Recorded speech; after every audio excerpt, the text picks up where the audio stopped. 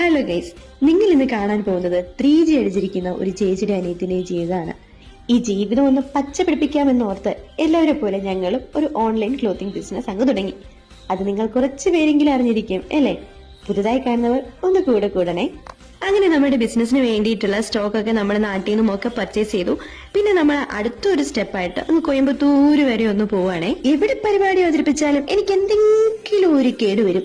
പോകുന്ന വഴിക്ക് നാല് അടാറ് പനി അടിച്ച് താണത്ത് വിറച്ച് കിടുകിടാന്നിരിക്കുവാണ് ഗൈസ്. ഞാനിപ്പോൾ കിടുകിടാന്നിരിക്കുകയാണ്.